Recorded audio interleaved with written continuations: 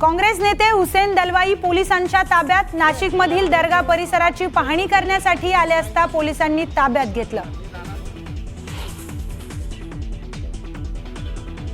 उद्धव ठाकरे मुंबईतील लँड स्कॅमचे बादशाह, त्यांच्या डोक्यात नेहमी लँड स्कॅमचाच विचार सुरू असतो।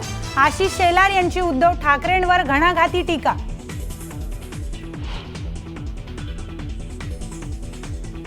ठाकरे कुटुंबीय एकत्र येणं हा त्यांचा कौटुंबिक प्रश्न। राज आणि उद्धव ठाकरे यांच्या एकत्र येण्याच्या मुद्द्यावरून शरद पवारांची प्रतिक्रिया। बारामतीत पवार कुटुंब पुन्हा आलं एकत्र। बैठकीसाठी शरद पवार आणि सुनेत्रा पवार उपस्थित। युगेंद्र पवारांना सुनेत्रा पवारांकडून वाढदिवसाच्या शुभेच्छा, तर पवार कुटुंब एकत्रच असल्याचं युगेंद्र पवारांचं विधान। राज ठाकरे यांच्यानंतर आता उद्धव ठाकरेही कुटुंबासोबत परदेश दौऱ्यावर। 4 मे रोजी उद्धव ठाकरे परत येणार असल्याची माहिती। एकत्र येण्याच्या चर्चेनंतर दोघेही परदेश दौऱ्यावर असल्यानं चर्चा।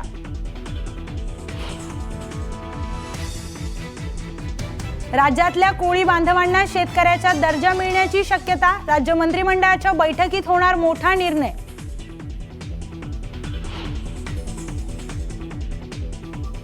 राज्यात पिण्याच्या पाण्यापासून कुणीही वंचित राहता कामा नये। जिल्हाधिकाऱ्यांनी यंत्रणा कामाला लावावी। उपमुख्यमंत्री एकनाथ शिंदेंचे आदेश।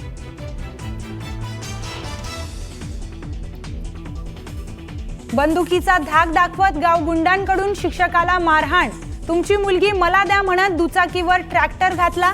जखमी शिक्षकावर खासगी रुग्णालयात उपचार सुरू।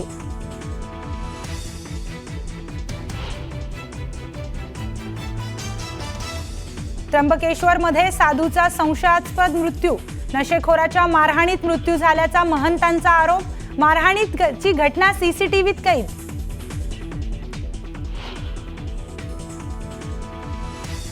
चौंडीतील मंत्रिमंडळ बैठकी संदर्भातील प्रकाशित जाहिरात चुकीची। सार्वजनिक बांधकाम विभागाचं स्पष्टीकरण। बैठकीसाठी 150 कोटी रुपयांच्या निविदा मागितल्याची जाहिरात झाली होती प्रकाशित।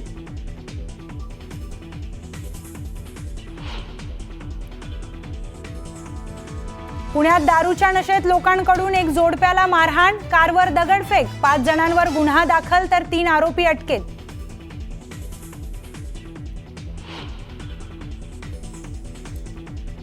चुनाभट्टीत पोलिसांकडून 10 कोटींचं चरस जप्त। परदेशातील 2 आरोपींना घेतलं ताब्यात।